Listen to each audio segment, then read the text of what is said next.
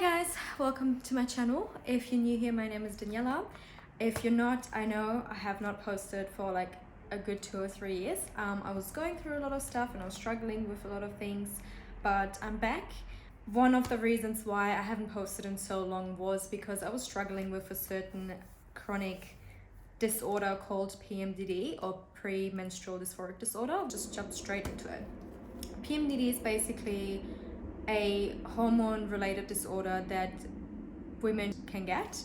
PMDD affects, I think it was 1 in 7 or 1 in 10 women, I'm not quite sure. What I like to describe it as is basically PMS on steroids. So PMDD basically comes from your hormones not being regulated properly. So after you ovulate the week or 2 weeks before your period, for women with PMDD, their hormones fluctuate in a way that is abnormal. PMDD is officially seen as a disorder, so it's not something women just make up or something that's unfortunately also not really well studied yet and not really well researched. So that's one of the hard parts about PMDD, that people don't know about it, which is something that I didn't even know about until I got diagnosed, and that's why I want to talk about it, so people like me can feel a little bit less lonely and can understand why they feel this way. My journey with PMDD basically started a good 5 years ago. So I always had quite heavy periods, I always had quite a lot of pain, and I got really bad PMS. I remember even in high school not being able to go to school because I would be that depressed and anxious. In my teenage years, my childhood, I have dealt with depression and with anxiety, and I remember during the time before my period it would be extra hard. But I never thought anything of it. I just thought it was just PMS and just, So I actually thought I was bipolar. I asked some of my friends if they think I might be bipolar, and everyone told me no, and I was confused. My cousin actually was the one who told me I should maybe get tested for certain things, because every time before my period I would call her and I would tell her that I feel extremely insecure and depressed. She realized that every month I call her around the same time.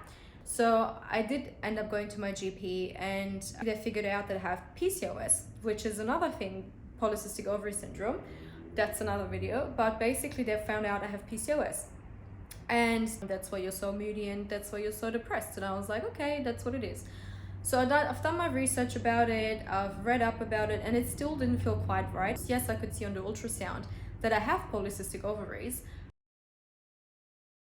but I didn't get any of the other symptoms. I didn't research anymore because I was like, okay, that's what it is, I guess, whatever.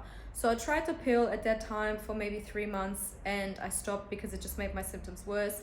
So then I just kind of dealt with it every month. And then when COVID happened, I developed anxiety, and then due to the anxiety, I developed depression again. So it went down a spiral where I ended up being on antidepressants for a good year. And during that time, I would see that every time when I'm about to get my period, like the week beforehand, day 20 to day 23, my cycle would usually be the worst. I would get extremely moody again and anxious and depressed and just not feeling like myself. And what my GP basically told me was, okay, just increase the dose of your SSRIs during that time. So that's what I did. So every time before my period, I'll basically take double the dose of my antidepressants, just to be able to function. And then eventually I just got super over it because it was hard. I was in a relationship at that time as well, and every time during that hell week, what I like to call it, I would just not feel like myself at all. I would want to break up with my partner. I would feel like I just don't deserve anyone or anything in my life. I isolated, and it was just horrible. And I ended up talking to my therapist about it, to my psychologist, and she pointed it out to me that I might have PMDD, and I've never heard of it before in my life. So I just looked at her and I was like, what the heck's that? So she did the little test with me, and she said, yeah, you clearly have PMDD. Like, that's clearly what you're struggling with. And I finally felt seen. I finally felt heard. I finally felt like, oh my gosh, this is what it is. This is exactly what I feel like. Because when you don't have the diagnosis and you don't know what's actually going on with you, you just feel like you're going crazy. Like, you literally just feel like something's wrong with you. You're nuts. Like, you just don't understand.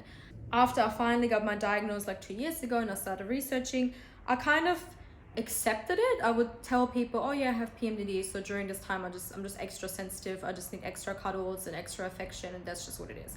But I wasn't really dealing with it. I wasn't really accepting it, because every month I would still get the worst panic attacks. I would just beat myself up over it and be like, why am I feeling like this? Why can I not deal with anything? And it happened all the way until probably February, March, where I finally just had to accept it. I joined all these support groups, but I never read any of the messages. I never wanted to actually deal with it or accept it, because I was like, okay, that's just not a part of me. That's just something that I have to deal with once a month, and that's it. And instead of, taking the time when I feel normal, like now, and when I feel like myself, to then do research, to then prepare for that week, I would just ignore it. I would just not deal with it, and I would just deal with it when it actually comes up. And that was the worst decision, because it just made it so much worse. And you just don't understand, if you don't have this disorder, what that feels like. So it's literally like you're fine, you feel normal, you're happy, bubbly, you're just your normal self, and then out of nowhere you wake up one day and you feel so depressed and so anxious and insecure and everything. And that can last from like 7 days up to 2 weeks. Depends on the month. It depends on the stresses around you. Sometimes I have it for a day, where I have one day and it's just okay. I feel I have one panic attack in one day, and like everything else is okay. And then last month, or this month, it was 2 whole weeks. So it's always different, right? But as fast as it comes, it also goes just as fast. Like I can literally feel when my hormones are regulated again. It's like a switch in my brain, and I'll just feel normal again. And it's literally within a minute, I'll just feel normal again. And it's like this weird thing is finally leaving my body, where I can finally feel myself again. It's so weird to describe. And every month I would call my friends and my partner or my family and cry again and be like, I don't know why I feel like this. I don't know why I can't deal with this. And I was trying to make sense of it. So I was trying to find reasons why I felt like this, because I just couldn't accept that that's just my body, that's just my hormones, and I just have to deal with it. I would find reasons and be like, oh, I'm stressed and I feel like this because of this and that. And then everyone in my life would be like, okay, but you had the exact same issues 2 days ago and you were fine. So it's not that, it's your hormones, and you just need to accept it. But it's so hard to actually just accept it. I think in one of my videos about anxiety, I said the same thing, where I just couldn't accept my anxiety, and I just couldn't accept that there was part of me. But the moment I accepted it, it got so much easier. It was like this deep shame where you feel like something is just wrong with you and you don't want to accept it, that's actually something that's happening to you now. Because it feels weird. It's like your body's working against you in a sense. But basically why I had to just accept it and try out all these different things was that back in March, I had this massive mental breakdown during my PMDD, because I would just constantly ignore it, and a lot of other factors that I would just constantly ignore, not work through, not face. And that's why my PMDD got worse and worse every single month, and it just wouldn't be better, and it would make me so depressed. So when I finally wanted to deal with it, I started looking more into ways to naturally deal with it, or different things that I could do that could help me cope. Reading all these articles, following people who have PMDD as well, reading the posts in the support groups. How I've dealt with it before I actually accepted it was, every time it was getting really bad, I would just take a Valium every time, and I would just keep pushing and keep going, and I wouldn't take a day off. I wouldn't just not go to work. I wouldn't just stay at home and take the day. I would force myself to go to work. I would have one panic attack after the other. I would force myself to stay and just not give myself that break that my body needed, because in my head it was like, no, but I don't need a break. I'm okay. I'm not sick. I'm fine. Like yesterday I was fine. Why do I feel like this today? And I would just beat myself up even more, and therefore my PMDD would get even worse. And it was this spiral. Like I went down every month, and instead of actually dealing with it, I would just shove it down. I would just ignore it, just pop a Valium and keep going. And I stopped taking my antidepressants back in October, so that was a big deal as well, why it then got worse. And then in January I also took the pill for like 2 or 3 months again, and that also messed with it. So it's really, really sensitive. Whatever you do with medication or supplements, it really affects the PMDD. So you gotta be really careful with that. Don't just take things without actually getting someone involved. I did a whole blood test that had 6 pages of all my hormones, my blood levels, my thyroid, everything. And I did one test twice. So I did one test for my hormones when my body was in a normal stage, like day 6 of my cycle, and then one on day 20, which for me is usually the worst day. Like day 20 to 23 or 27, just before my period, is like the worst for me. And I could feel it on that day when I went to the doctor that I wasn't feeling well, and that I was feeling my PMDD, and I could see it in the actual results that the spikes were massive. Yes, I have PMDD, which I didn't need for that, but I just kind of wanted it just to see what actually happens in my body during that time. I tried out different supplements in the past, magnesium, vitamin D, vitamin B. I tried out some random stuff I ordered from America. You know, I still have my Valium. I tried out medical THC and CBD, which helped for a while, but then it would make me feel more anxious the next day. And it was just kind of this cycle where I'm like, okay, I have to keep taking it if I want it to work, but I didn't want to do that. So I stopped taking that for a while. Then recently, I also started microdosing. That kind of helped for a while as well. It really helped me to just process all these emotions a bit faster. And now I stopped again for a while just to have a little break. And I'll see if I'll start again or not, I don't know. Then I finally started seeing my nutritionist, worked a plan out with her. I showed her all my blood results. We worked through some supplements I was taking. The first month after, you know, she gave me my new food plan and my new supplements and everything. If you guys are interested, I can make a video on that as well and go more into detail. It kind of helped. It was a bit better. But then the second month and the third month, I wasn't, you know, following my diet plan too well, and I wasn't taking my supplements on time, and it wasn't working as well anymore. So what I'm looking into now is, I saw some research and some studies on GABA or GABA and NAC or NAC. They're basically different supplements you can take as well, and they've been shown to work with PMDD. But there's like so many different things you can try out. Even when I'm in that support group, it's just like so many people take so many different supplements and medication, and it just works differently for everybody. So what works for me might not work for you, you know what I mean? So you just gotta try out. And I know it's so hard and it's so frustrating because every month you just have like a week or two to try something new out and see if it actually works, but you have to give it time. So if it doesn't work, you get frustrated and then you try something else again. It is really, really hard, and I get that. Like my last PMDD, literally 2 days ago, was just horrific. I was in bed until 12, 1, 2 p.m. I just couldn't get out. I just couldn't get myself up to just do what I had to do. And I get it. I get how absolutely hard it is and how much you just want to just give up and not deal with it. In saying that, it's like if you don't actually tackle it, if you just try to ignore it, if you just, you know, pretend like it's not there until it blasts in and you're just like, what the heck's happening? It's not gonna work.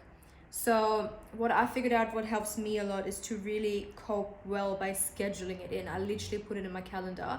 I look into my period calendar when my PMDD is going to start, and I write it down on my actual phone calendar, and I write down PMDD, be kind to yourself.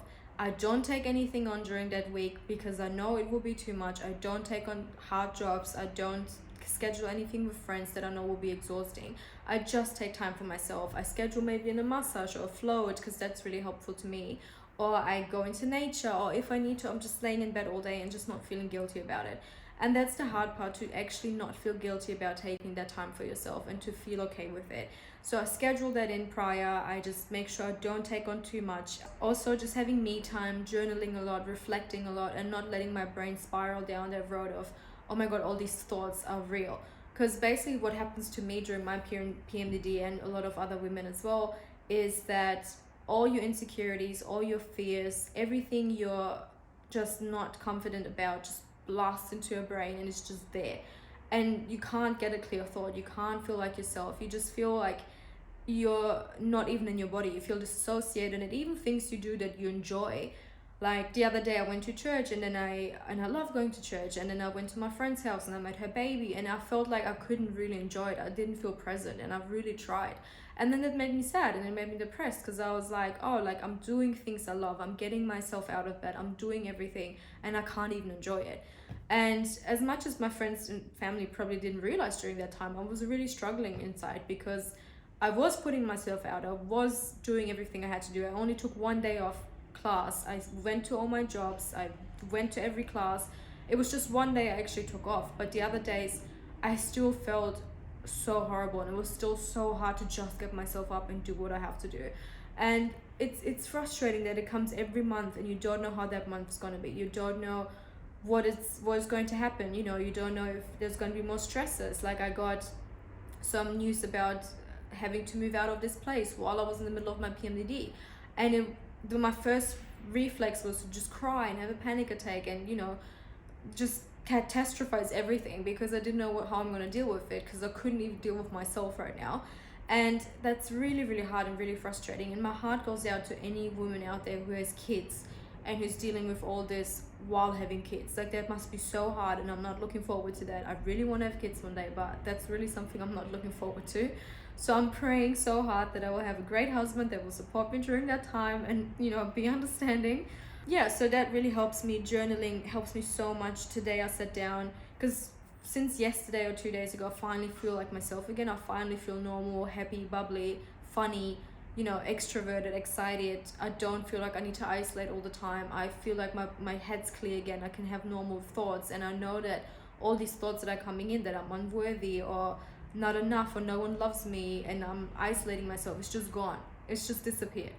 And during that time is when I really need to pick myself up and be like, oh my God, I'm so proud of you. You made it through 2 weeks of this. You did it. You've done everything you could. And I've wrote down in my journal all these things about myself, that I am worthy, that I am kind, that that's not me, that, you know, I am loved. My family and friends love and appreciate me, and they're there for me even during this time, because while you're in it, you just don't feel like it. You feel like a burden. You feel like you don't want to be around anyone. You're not worthy of being around anyone. And journaling is something that really, really extremely helps me, especially when these thoughts come in. I stop myself now, and instead of spiraling down to a panic attack, which still sometimes happens, I try to stop myself and be like, wait, where's this thought coming from? Is this actually true? Why do I feel like this? Why do I think everyone's out to get me? Why do I think that no one likes me? Why do I think I'm not worthy? And then I stop myself and I write down, okay, what are my thoughts and what's the actual reality? And I've rationalized it. So instead of just letting my thoughts take over and just, you know, destroying me, I sit on the outside and I just observe them and just realize, okay, that's not me. My thoughts are not real. That's not me. Just because I'm thinking it, it's not true. They can't hurt me. It's okay. And it does take so much practice, so much patience, and so much time. And I'm still not perfect at it at all. I've had so many panic attacks this week. The amounts of times I was crying, just feeling insecure and ugly and little and small and just everything. It's really hard to constantly remind yourself during that time, every 2 minutes, I'm safe, I'm okay, I'm worthy, I'm kind, I'm loved. Like that's literally what's going on in my head for a week straight. Like I'm just trying to tell myself that I'm okay and this is all not true. Another thing that really helps me is church as well. I don't know if you are religious or not, or if you are spiritual, if you believe in anything, but just holding on to something that gives you hope, or having a safe place you can go to and feel like you're safe, is really, really important as well. Because a lot of women also experience rage during their PMDD. I don't really experience rage or get angry. I do maybe one day, probably day 21 or day 22, I get really irritated and everything annoys me. I would yell at my kid. I would just not tolerate anyone's BS, and I would just be like, oh, like everything would just annoy me, but not to a degree of other women where they have extreme rage and start fights with their partners or friends. I don't get that. I get really insecure, I get really anxious, and yeah, feeling unloved, unworthy, all that. So, you know, telling your family and friends about it and letting them know, hey, this is what's happening, this is not me, giving them a heads up that, hey, maybe next week I might call you and cry and be like, hey, do you actually like me? And the amount of times my friends got messages from me like, hey, do you actually like me? Do you actually think I'm a good person? And you know, it's annoying, but at the same time, that's why I'm trying really hard that when I feel like this, when I feel normal and kind and confident and I have high self-esteem and I just feel normal, I just feel like myself, I use this energy, this positive energy, not to give it back to myself, but also to my friends and family. Also give them back like, hey, I know you've been there for me over the last week or last 2 weeks.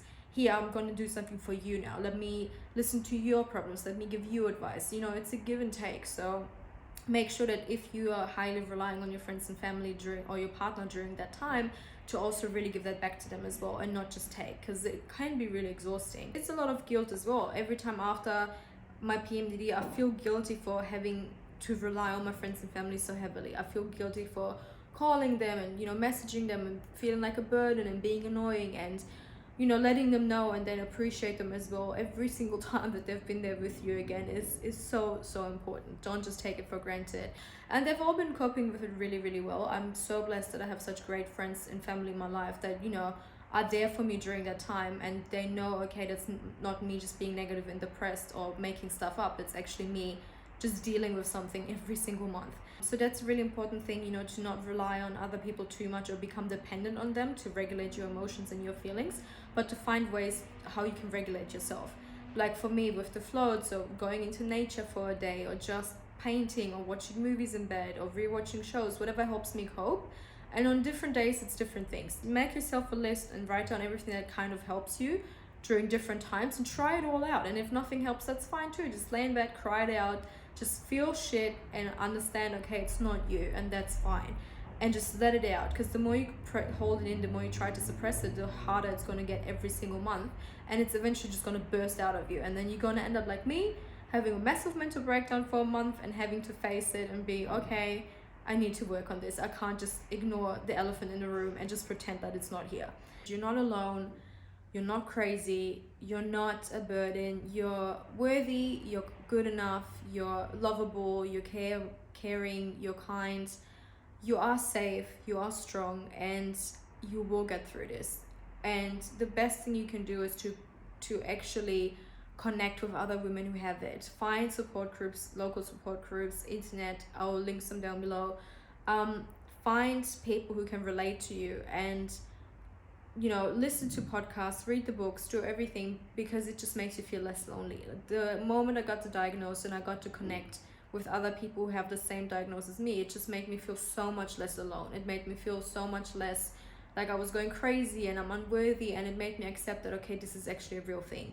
And even though some people out there, you might research and stumble upon videos of people who say that this is not real and we're just making shit up because we just want to be assholes for a week, and it's really frustrating when you see that. And if anyone tells you you're just making this up, it's not that bad, it's just in your head. You don't need to prove it to anyone. If they don't want to be there for you, if they don't want to help you out, and if you try to explain to them, hey, this is what it is, and they really care about you, they will do their research. They will try to understand how to deal with you. They will try to find ways to help you, okay? And if someone doesn't want to do that, then they probably shouldn't even be in your life. So don't beat yourself up over it. Be kind to yourself. Please don't isolate. If you feel like you want to be alone and regulate, that's okay.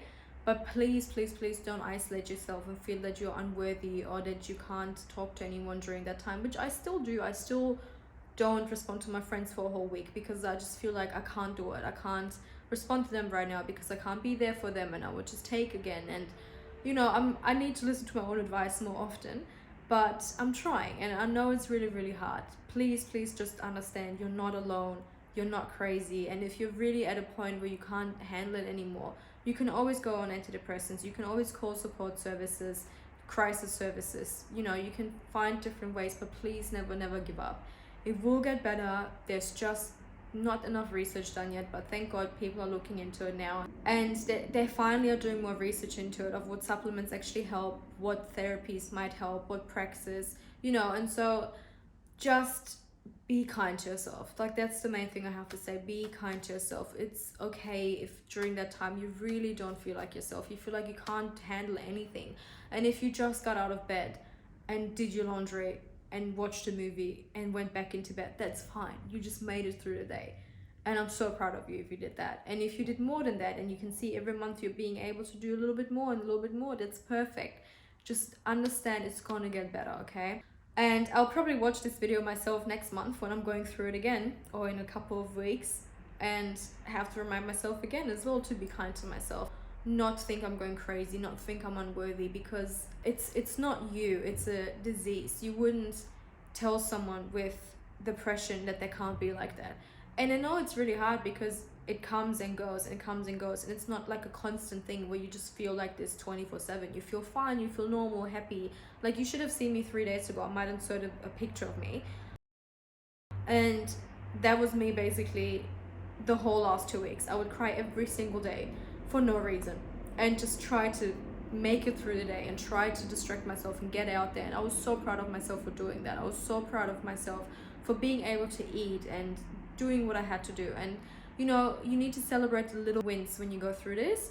Whatever you were able to do today, amazing, perfect. You don't have to do anything else, okay? I hope this video helped you a bit to feel less lonely and feel less crazy. And let me know if you want more videos like that. I'll probably put up more videos regarding PMDD and anxiety and any of that great stuff that I dealt with myself.